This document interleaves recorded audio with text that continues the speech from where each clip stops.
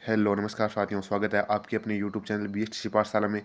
तो BSTC exam 2025 और PTT exam 2025 के लिए राजस्थान जीके की इंपॉर्टेंट प्रश्नों की ये हमारी क्लास जो रहने वाली है, ये पांचवी क्लास हमारी लगातार इस चैनल पर आ चुकी है। ठीक है, तो शुरू करते हैं हमारे राजस्थान जीके के पहले प्रश्न से।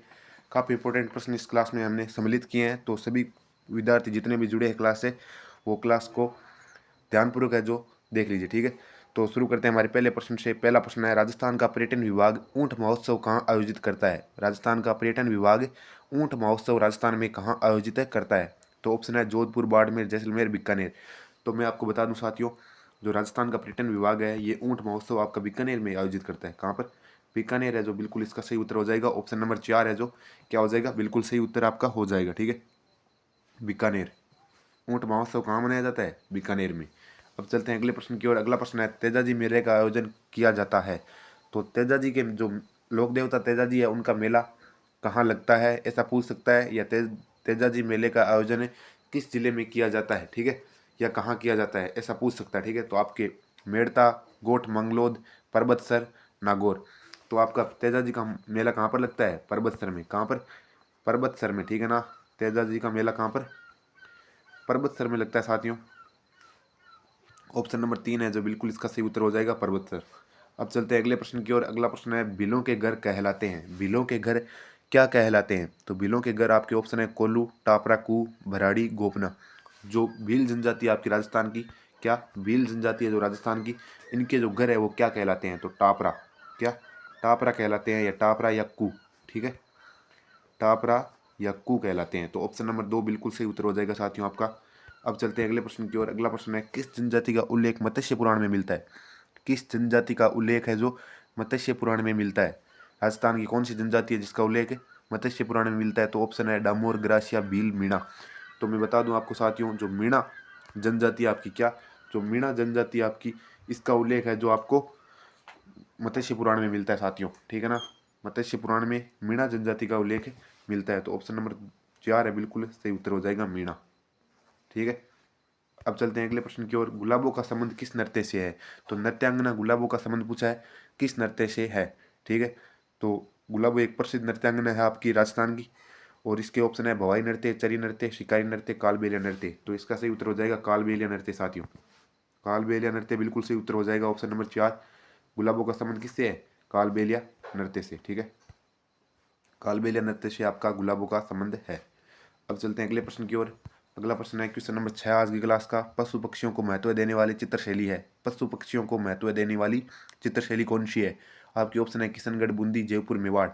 तो साथियों बूंदी है जो आपका क्या हो जाएगा, बूंदी बिल्कुल सही उत्तर हो जाएगा। जो बूंदी शैली आपकी, ये पशु पक्षियों में इसकी प्रधानता है। ठीक है ना, पशु पक्षियों के ज़्यादा आपको चित्र इसमें मिलेंगे। ठीक है, तो बूंदी है राइट आंसर आपका हो जाएगा साथियों। बूंदी, क्या बूंदी। ठीक है ना, अब चलते हैं अगले प्रश्न की ओर। कामड़ जाति के भोपों द्वारा किस लोक देवता की फड़ गाई जाती है? कामड़ जाति के भोपों द्वारा किस लोक देवता की फड़ गाई जाती है? आपके ऑप्शन है रामदेव जी, पाबू जी, देवनारायण जी, रामदला।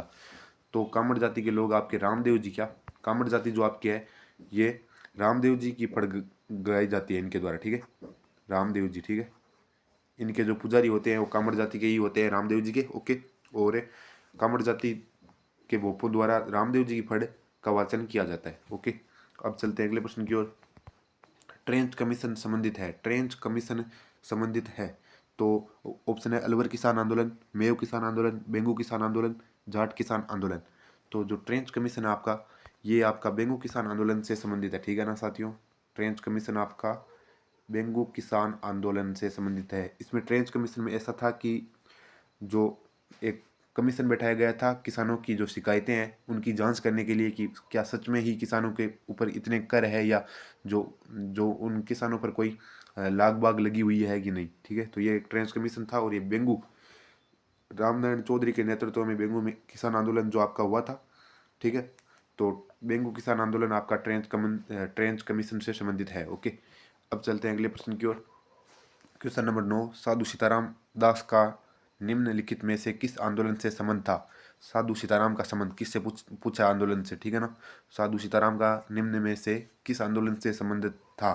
तो शेखावटी कृषक आंदोलन, हड़ौती कृषक आंदोलन, बिजोलिया किसान आंदोलन, मेवात किसान आंदोलन। तो मैं आपको बता दूं साथियों, जो बिजोलिया किसान आंदोलन है आपका, इससे संबंधित थे, ठीक है ना।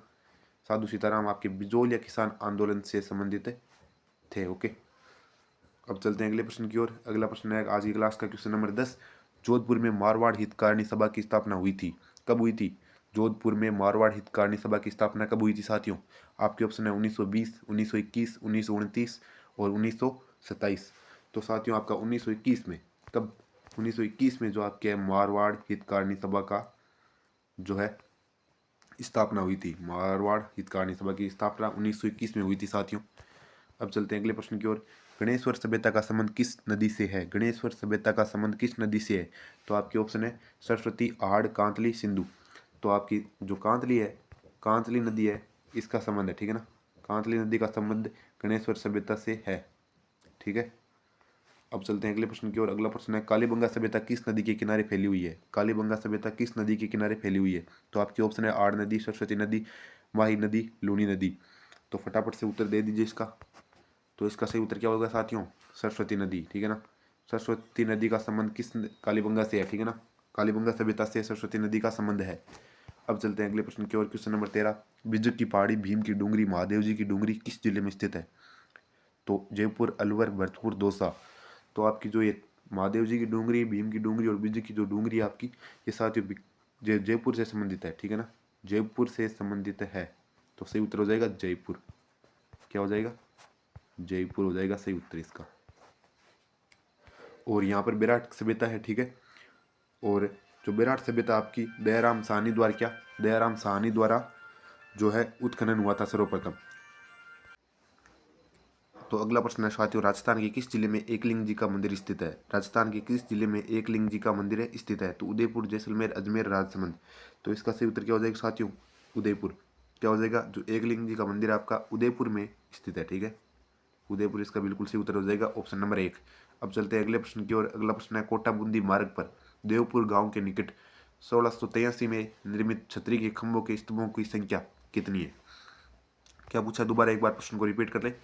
कोटा बूंदी मार्ग पर देवपुर गांव के निकट 1683 में निर्मित छतरी के स्तंभों की संख्या पूछे, ठीक है ना। क्या पूछे? स्तंभों की संख्या पूछे या खंभों की संख्या पूछी आपकी, जो कोटा बूंदी मार्ग पर बनी हुई है, ठीक है। तो यह है आपकी तो 84 खंभों की छतरी है जो बूंदी में बनी हुई है साथियों। 84 खंभों की छतरी जो बूंदी में बनी हुई है। ऑप्शन नंबर 3 इसका बिल्कुल सही उत्तर हो जाएगा। इसमें कितने स्तंभ है या कितने खंभे हैं? 84 खंभे हैं, ठीक है। अब चलते हैं अगले प्रश्न की ओर। अगला प्रश्न है राजस्थान का जलियांवाला बाग के नाम से प्रसिद्ध स्थान मानगढ़ धाम किस जिले में स्थित है? राजस्थान का जलियांवाला बाग, जो राजस्थान में जलियांवाला बाग के समान जो प्रसिद्ध स्थान है आपका मानगढ़ धाम किस जिले में, जहां पर आदिवासियों पर जो अंग्रेजों द्वारा गोलीबारी की गई, ठीक है। और वहां पर एक जलियांवाला बाग की तरह ही जो है एक कांड हुआ था आपका साथियों, है, ठीक है। तो आपके ऑप्शन है उदयपुर, बांसवाड़ा, बीकानेर, जोधपुर। तो इसका सही उत्तर हो जाएगा साथियों आपका फटाफट से बांसवाड़ा। क्या हो जाएगा? बांसवाड़ा जो बिल्कुल इसका सही उत्तर हो जाएगा। ये मानगढ़ कहाँ पर है आपका? मानगढ़ धाम आपके बांसवाड़ा में स्थित है साथियों, ठीक है। अब चलते हैं अगले प्रश्न की ओर। अगला प्रश्न है वल्लभ संप्रदाय का सबसे महत्वपूर्ण व बड़ा केंद्र, वल्लभ संप्रदाय का सबसे बड़ा और महत्वपूर्ण केंद्र कौन सा है? नरेना, नाथ द्वारा, सलेमाबाद, चामुंडा। तो वल्लभ संप्रदाय का आपका हो जाएगा नाथ द्वारा। क्या हुआ? जो वल्लभ संप्रदाय का सबसे बड़ा केंद्र आपका नाथ द्वारा में है साथियों। नाथ द्वारा बिल्कुल सही उत्तर हो जाएगा। अब चलते हैं अगले प्रश्न की ओर। किस लोक देवता को जार पीर के नाम से भी जाना जाता है?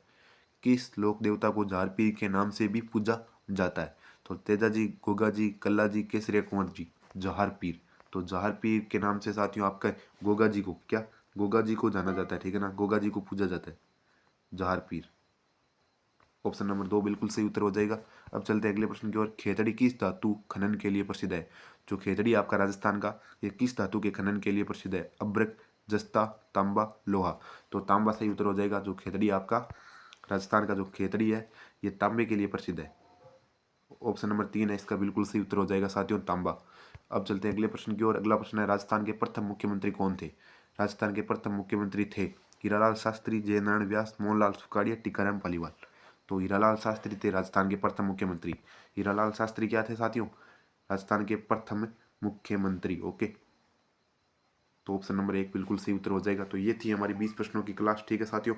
इसमें काफ़ी इंपॉर्टेंट प्रश्न है और इस क्लास को आप ध्यानपूर्वक देख लेना और क्लास को वॉच करने के लिए आपका एक बार धन्यवाद। ओके, मिलते हैं नेक्स्ट क्लास में। ओके।